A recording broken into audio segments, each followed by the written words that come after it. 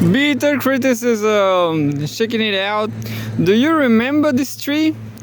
Well, there's no more birds on this dead tree now. This tree was not so huge, but it was pointing to the sky, you know, and now it's dead, I guess. This was because of the stormy weather last 3 days ago. Well, the dogs are fine. Just bitter criticism. I'm not sure what's happening. I have zero idea about Israel. In my opinion, Iran, they just want to, just like I read, I don't remember where, but Iran just want to send a message to Israel. Iran also wants peace in the region. Nobody wants a regional war. But let's check it out, what's happening. Let's check it out.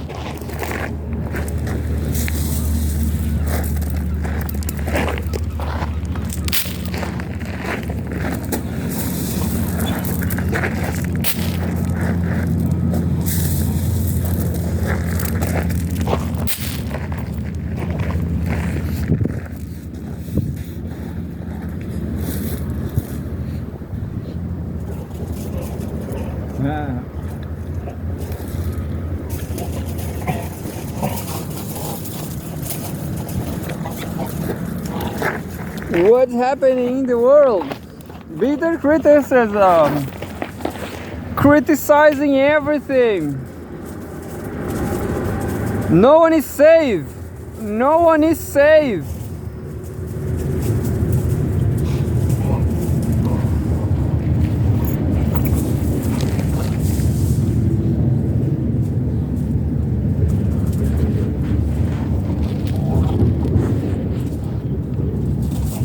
Russia Today is talking about Ukraine. Russia Today is saying Ukrainian advance into Russia's Kursk region halted Moscow. Kiev has suffered an estimated 315 casualties during the attempted incursion, the Russian military has reported. 315, the war region in the world.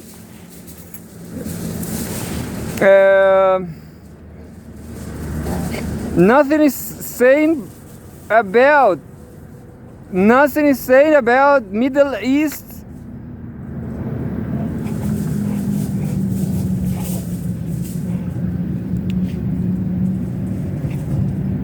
So nothing is saying about the Middle East.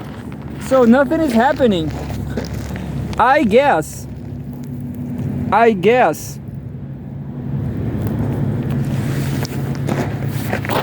Iran, they realize, well, you know, last time in April there was no war, there was just an attack, and maybe that will happen any day soon. But Iran, but nobody, even the more smarter professors back in Brazil, the most smart and committed to the Arab cause. Nobody say that Israel be erased. You know, that was my exaggeration. But this is nothing. You know, this is just a sharing channel, a communist channel. Yeah. So yeah. People used to respect Israel because they make a lot of capitalist success, and in my opinion, that's the worst thing they do. They make capitalist success. That's why, you know, that's the worst. That's the root of all the problems. Anyway, just just move forward.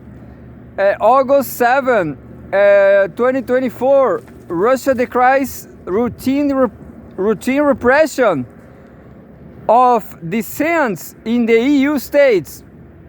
The prosecution of a journalist in Estonia shows that the West is becoming a neoliberal dictatorship, Moscow has claimed it. We have a photograph, the Russian Foreign Ministry building, a huge building, a Soviet building. The West is turning into a neoliberal dictatorship that is intolerant of any form of dissent, Russian Foreign Ministry spokeswoman Maria Zakharova claimed on Wednesday. She was commenting on the prosecution of journalist Svetlana Burtseva by EU member Estonia. Burtseva, a 57-year-old naturalized Estonian citizen, was charged this week under an article of the Estonian Penal Code that prohibits relations with a foreign entity with the intention of committing treason. Specifically, Burtseva was accused of writing under a pen name for a Baltic-focused Russian-language news outlet that belongs to the Russian media group Rossiya Segodnya, which is sanctioned by the EU. Yeah, so there's no free speech. There's no free speech in the EU.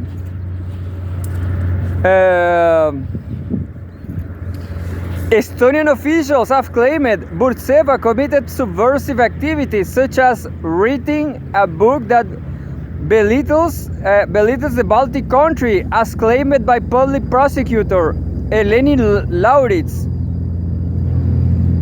Commenting on the case, Russian Foreign Ministry spokeswoman Zakharova said that similar to other advanced democracies of the Baltics, Estonia continues to systematically use repression as a routine tool for quashing dissent. She described the allegations against Burtseva as obviously fabricated and claimed that they reflect Tallinn's flawed and absolutely irreconcilable attitude to opposition. Moscow perceives the prosecution as an attempt to punish Burtseva for journalism and voicing opinions critical of Estonian government. International bodies that should defend freedom of speech share the blame, since they have neglected their duties and have long turned a blind eye to the stifling of critical press by the Baltic states, the diplomat argued. The entire situation showcases the deep crisis and the deterioration of the Western-style democracy, how it is morphing into a neoliberal dictatorship, Zakharova concluded. Estonian authorities arrested Burtseva in early March. Her trial is scheduled to start in November.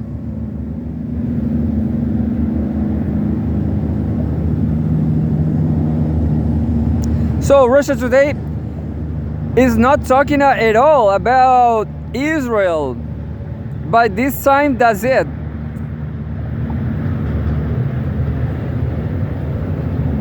I'm going to read the next one from Zakharova.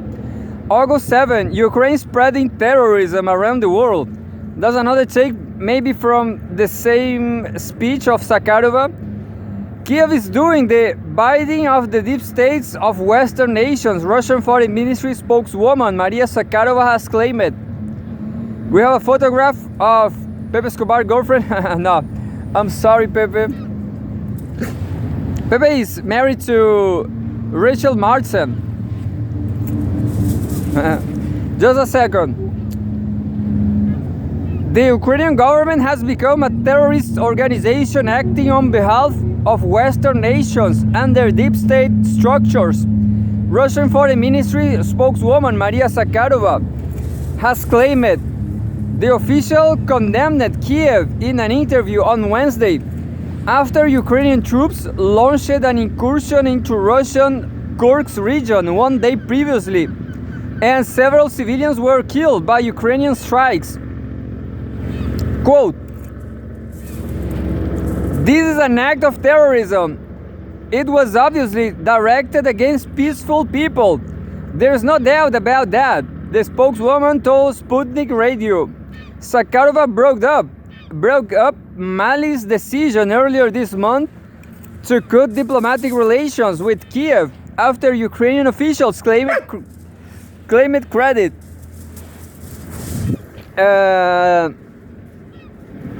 Claimed credit for an ambush on Russian military contractors by Tuareg militants. A spokesman for the Ukrainian military intelligence called it a successful military operation by his agency. But Bamako described it as a support for terrorism in the Sahel region of Africa. The Ukrainian Foreign Ministry has since denied Kiev's involvement in the incident, while neighboring Niger joined Mali in condemning Ukraine and breaking ties with it. Quote, "Things will get worse in terms of Ukrainian terrorism spreading across the planet. It's not a joke," Zakharova warned. People in power in Kiev have turned their country into a terrorist gang, doing the dirty work for Western nations and their deep state structures. The diplomat claimed. She also asked what it will take to convince the American people that by bankrolling Ukraine, their government was sponsoring terrorism. Ukrainian troops have been launching attacks against settlements in the border areas of Kursk region as they try to push their way inside Russian territory. On Tuesday evening, acting governor Alexei Smirnov reported that the civilian death toll from the hostilities had increased after a Ukrainian kamikaze drone hit an ambulance near the town of Sucha, one of the primary targets of the attacks. The strike killed the driver and an elderly paramedic and left a doctor injured, he said. Previous updates confirmed 3 civilians' fatalities. Meanwhile, local health officials reported on Wednesday that at least 28 people had been injured by Ukrainian strikes. Zakharova cited a deepfake video of Smirnov in which the governor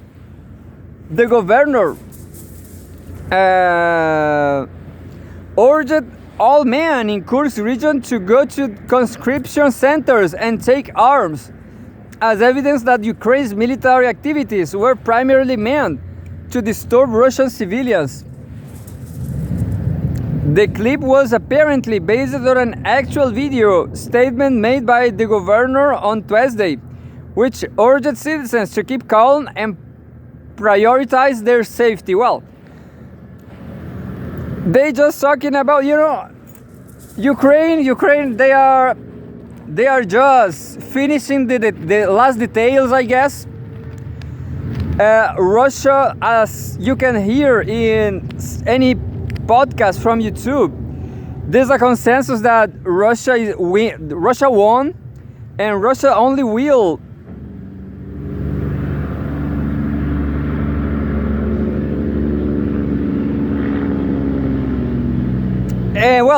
they will not give back any former Ukrainian region, any of them. They will not give back land.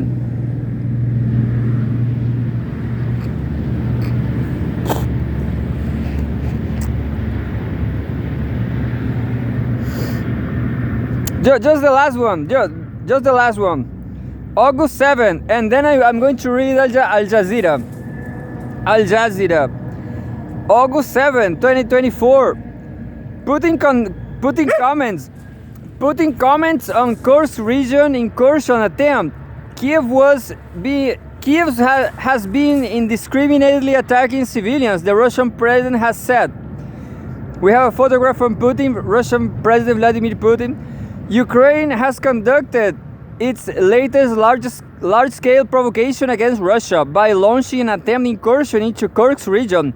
President Vladimir Putin said on Wednesday, Ukrainian forces are conducting indiscriminate fire from various types of weapons, including rocket weapons, at civilian buildings, homes, ambulances, Putin said at a government meeting. The president said he is regularly briefed on the situation by the Defense Ministry and other relevant governmental departments. He is also in touch with acting Governor Andrei Smirnov and has pledged additional support for the Kursk region administration to help it deal with the emergency. Earlier in the day, the governor said that Moscow has dispatched a team of skilled medics to help his region's healthcare system tackle the surge in injuries caused by Ukrainian fire. Kursk's emergency services will also be bolstered by additional hardware necessary to address the damage. More than 2,000 people have fled the border areas, some with assistance of rescuers, since the crisis broke out on Tuesday morning. Smirnov said, authorities have provided emergency shelters for those who need them, while neighboring regions also offered their help to the refugees. The Defense Ministry has claimed that Russian troops had inflicted serious damage to the Ukrainian forces deployed for the attempt cross-border operation. The military says Kiev has failed to achieve its goals of securing a foothold in the Russian region, losing hundreds of fighters and dozens of pieces of heavy weaponry in the process. Anyway, news about war. Russia today is not talking about Israel. What about Al Jazeera? Gaza City braces for Israeli offensive after evacuation orders. WHO working on vaccine campaign to help polio in Gaza. Terrible. Poliomyelitis in Gaza.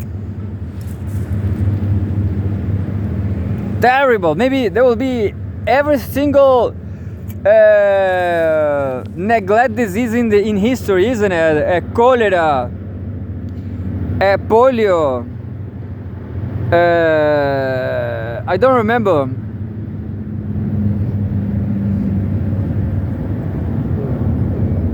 I don't remember now. But yeah, definitely. Terrible situation. I guess I read here that Palestinians regret about October 7 incursion 1 year ago. Gazari people, they regret because of all this suffering, you know. But who knows? Let's try to read something about it. Fear of violence and riots as far right set to gather across the UK. Yeah, UK is interesting. What happened in Ukraine? What's happening in Ukraine? This is Al Jazeera. Russia reports fierce battles against invading Ukrainian forces. Mapping far-right riots in the UK. Yeah, you know, there's a lot of videos about that. In Brazil, there's Natalia Urban. She's a great journalist. She's covering everything. She published an article about it. I don't remember where. But yeah, it is very interesting, isn't it? Look, Israel issues new evacuation orders as safe areas of Gaza under attack.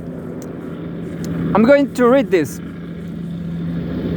Israel issues new evacuation orders as safe areas of Gaza under attack. Overnight, Israeli air raids hit shelters in Deir el-Balah as Gaza City braces for a possible ground operation. Everything destroyed in Gaza. August 7, 2024. The Israeli military has issued new evacuation orders for Palestinians in northern Gaza, as Gaza City braces for a possible ground operation. On Wednesday, Army spokesperson Avishai Adrai posted the evacuation orders for several districts in Beit Hanun and Beit Lahiyah, areas that were among the most affected by Israel's ground invasion at the onset of the war 10 months ago. In a message sent to Palestinian residents, he said that Hamas and other groups were firing rockets from your area towards Israel, and that the military will act forcefully and immediately against them. Quote, "For your own safety, evacuate immediately to the known shelters in the center of Gaza City," the army spokesman said. Israel's Channel 12 reported that the army was preparing for a large-scale ground operation in Gaza City, where an Israeli air raid on a house killed 3 Palestinians on Wednesday, according to medical sources. Al Jazeera correspondents reported at least two other people were killed in an air raids in the city. One of the victims was found in Gaza City's Darai neighborhood, while another was recovered in Zaytoun area. Overnight Israeli attacks also destroyed 2 homes and tents sheltering displaced people in central Gaza's Deir el-Balah, killing 3 people and wounding 10. Palestinians who had moved to the area after Israeli forces said it was a designated safe zone, are now forced to pick up their lives again. Quote, most of the people here have been displaced numerous times from Rafah, Khan Yunis, and central Gaza. Now they are all crammed into Deir el-Balah, one resident told Al Jazeera. Quote, the Israelis claimed it is a safe zone. Why are they shelling the area now? This is all false propaganda. Verge of large-scale attack.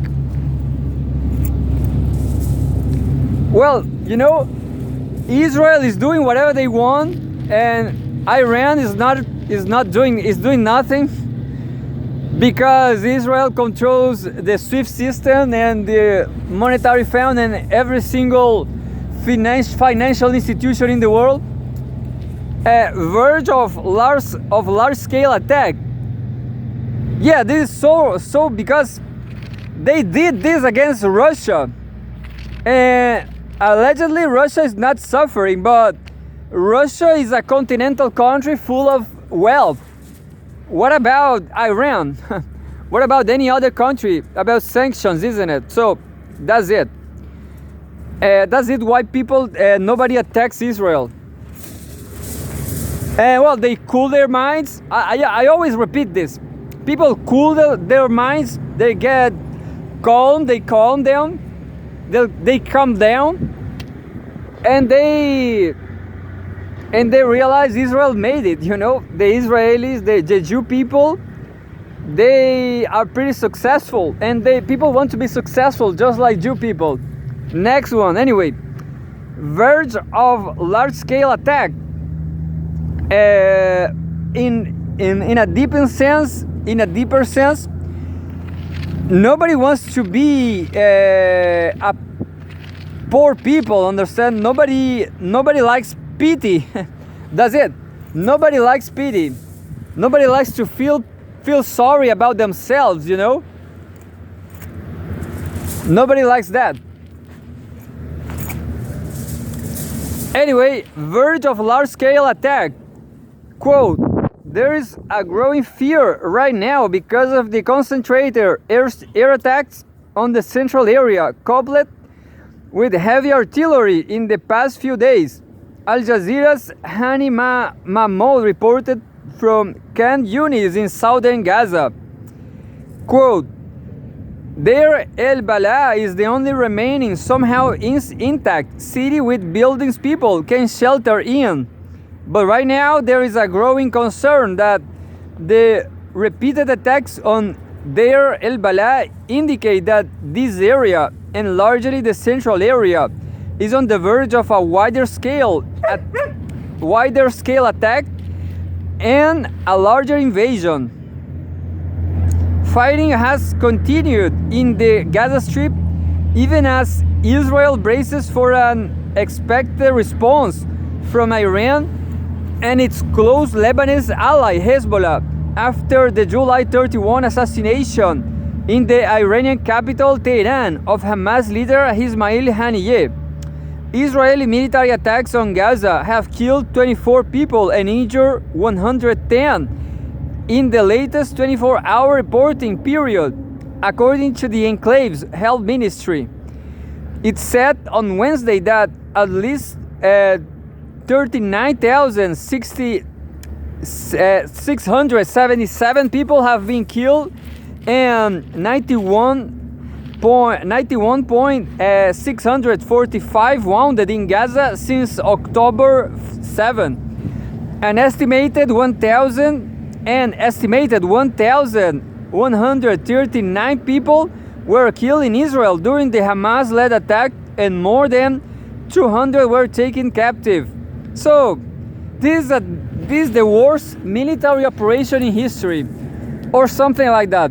This was just desperation by Hamas. That's it. There was just desperation by Hamas. My opinion, if they could back time, if they could turn time back, they will not do that. They will wait to China create a new system, but you know, that was like a suicidal last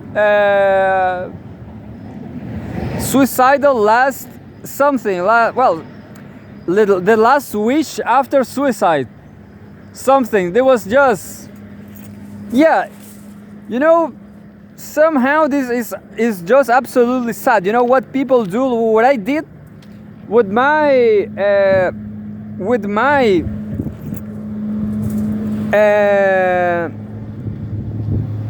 ancestors did is just travel. I have an ancestor from Italy. Italy was terrible in the 200 years ago, 100 years ago, in the unification, I guess. So Italy was terrible,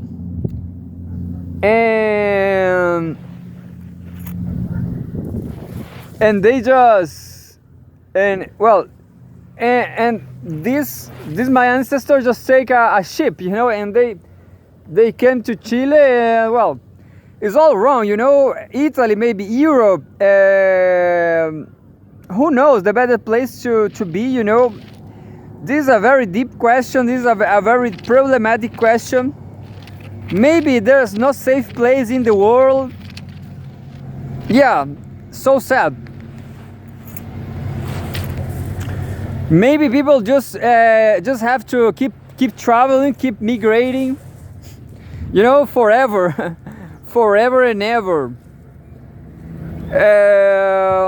But by now, in the foreseeable 100 years, I guess China, yeah, China. Maybe Australia, Darwin, Australia, yeah. That's the two territories I want to live in. Hainan, China, the tropical island from Hainan, and Darwin, Australia. So, and that's it. That was all from. Again, it was a heavy mistake. People in Palestine should have done something different, you know. But anyway,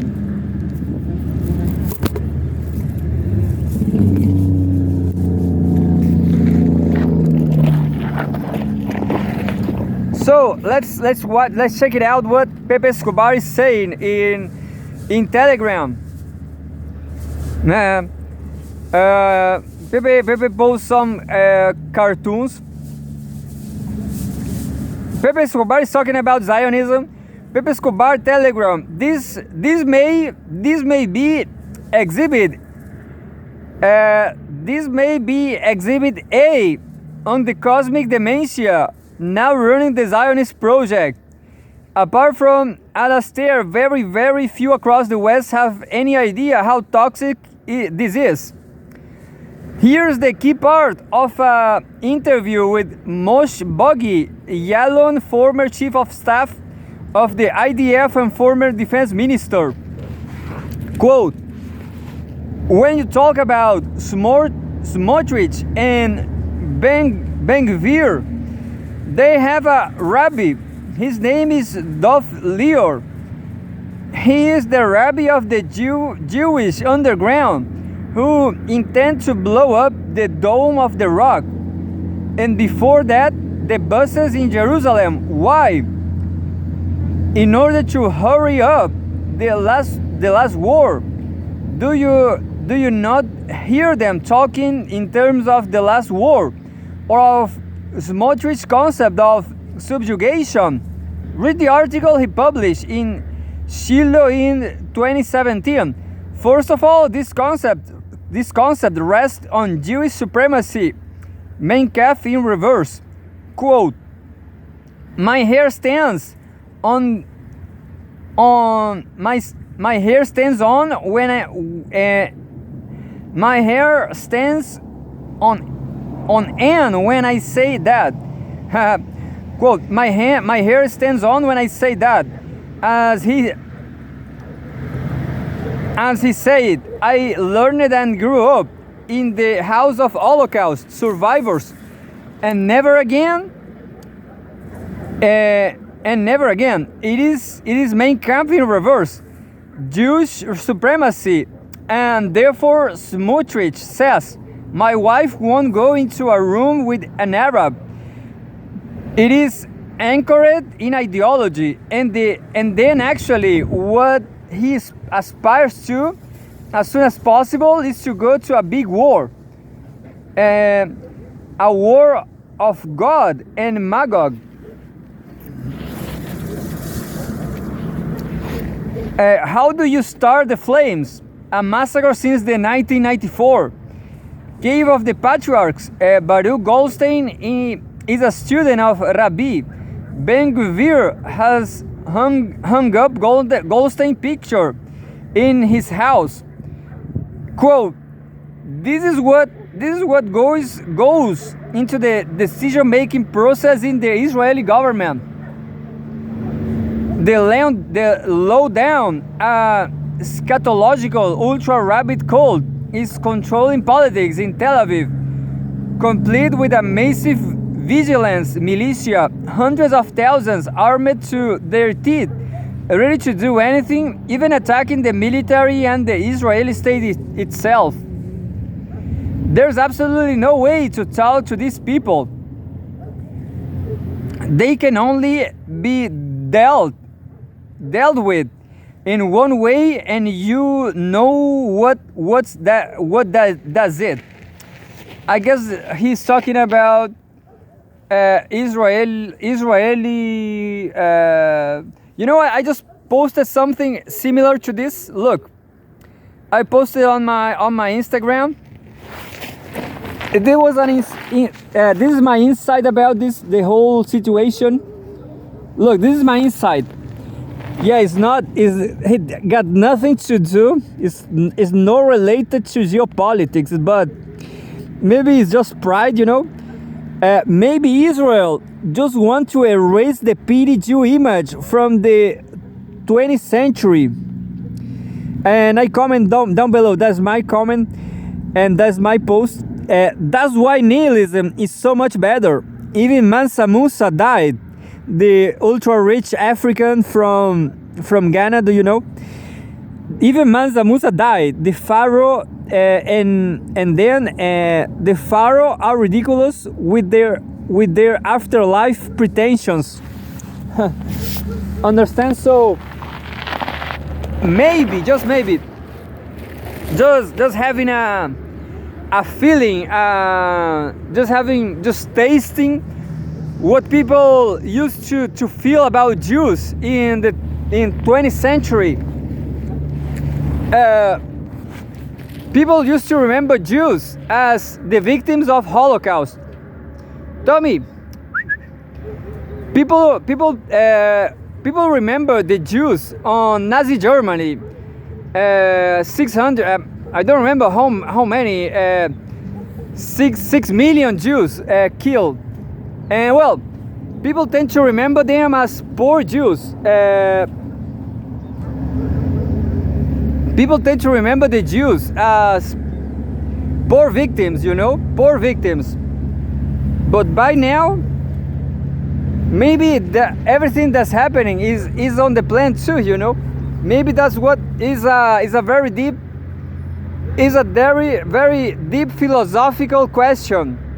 The question of pity, the question of self, of experience, of life experience. Do you want to live as a victim, as a pitiful people, as pitiful people in the whole world? I don't think so. Nobody wants to be so sorry about themselves, That's the question. And so Israel, maybe they are doing this genocide. Maybe the left wing, the wokeist left wing in the whole world are doing the job they want, They are doing, Israelis are criminals. Israeli people, they are so tough. Israeli people this and that. Anyway, they are victimizing Palestinian. Understand what I'm coming? So nobody thinks Jew people or Israeli people, nobody thinks they are weak. Nobody thinks they are victims. And that's it. Just like that, people respect them, understand? What they are doing is earning some respect for their foreseeable future. And what is going to happen with the Palestinians now? I guess nowadays, even Trump, everybody is saying that Palestinians are, Palestinians are defending themselves. Whenever they can, they don't control well. Palestinians are not that bad, Palestinians are not controlling the banks, Palestinians they have a bank too. Palestinians do have banks, but be a banker, be in a finances. You should not be proud of be a financer. It's not cool, You know what's cool? Tommy's cool. Look, come on, Tommy. Aqui. Look, Tommy is cool. Understand?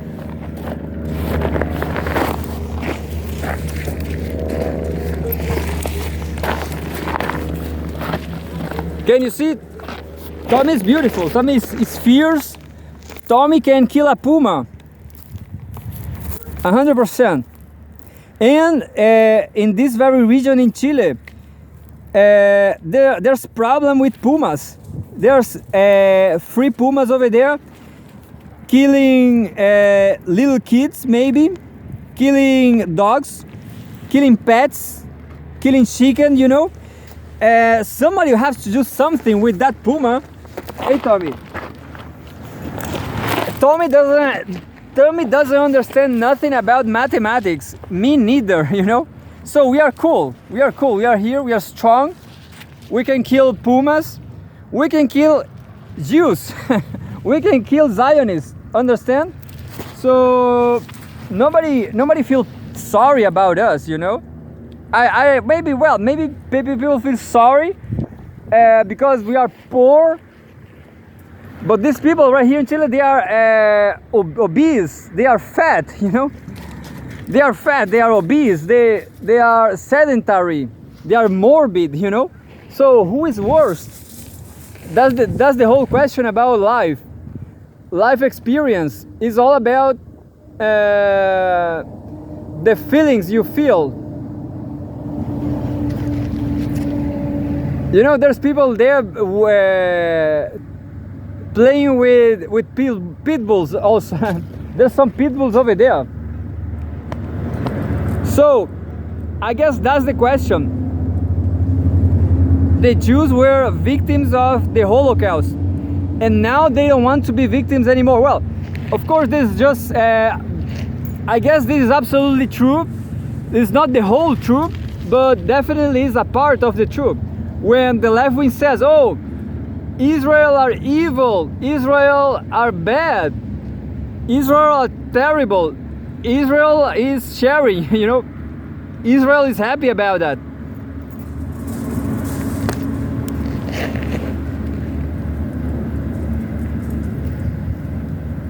And now Tommy saw the pit bulls over there, but those pit bulls are with people. And somehow Tommy respects people. You know who don't respect people? Milou. If Milou see these pit bulls over there, they will just jump. Milou will run to them. So that's it, I guess. Today will be a great headline, you know. The Jews want to be. The Jews.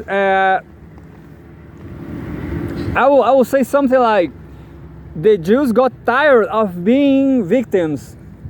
Yeah. Jews got tired of pity. Yeah. Or something. I will keep thinking about it. About pity, about Jews. Jews got tired of the pity. Jews got tired of pity, something. Yeah, that's the world. That's how life is.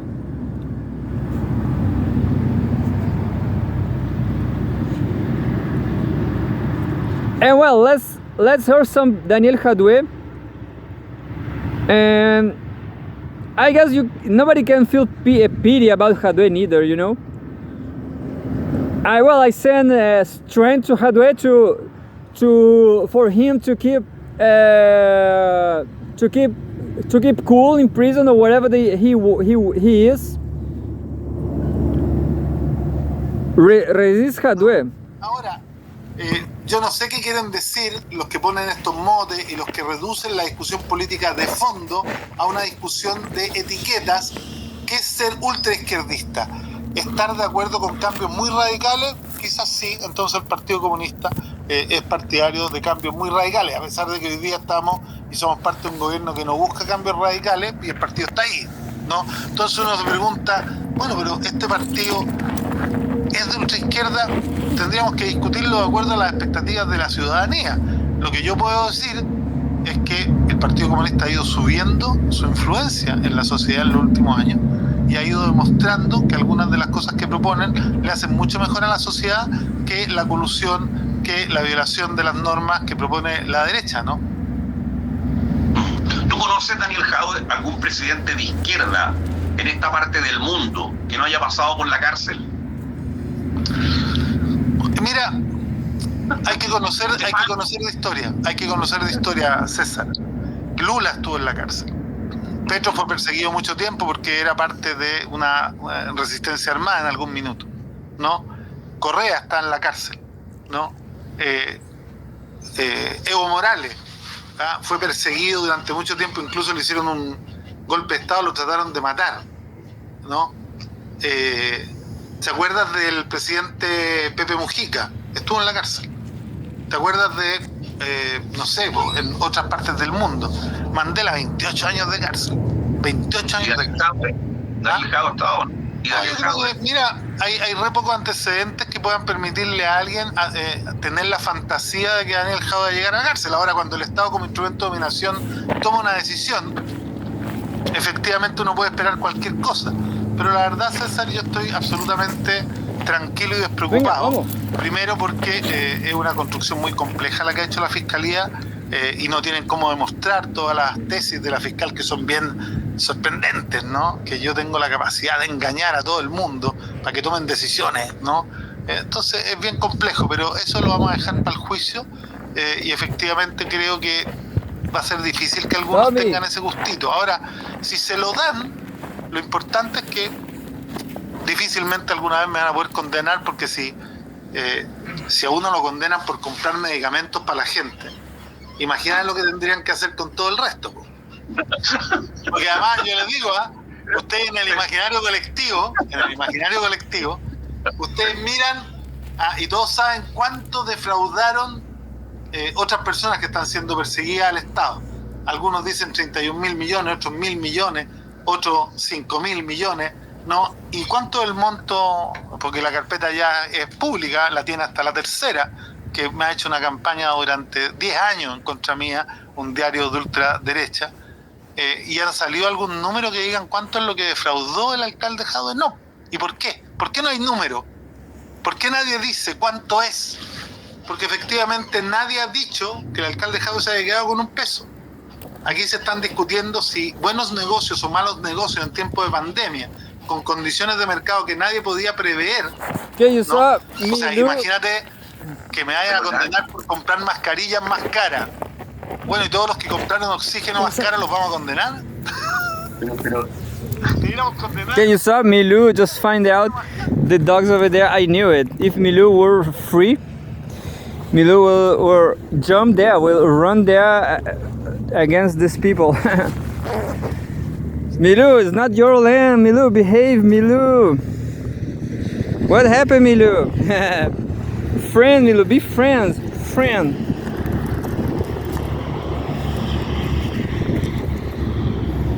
So look, Milou is looking at the pit bulls over there. But Milou is not free anymore.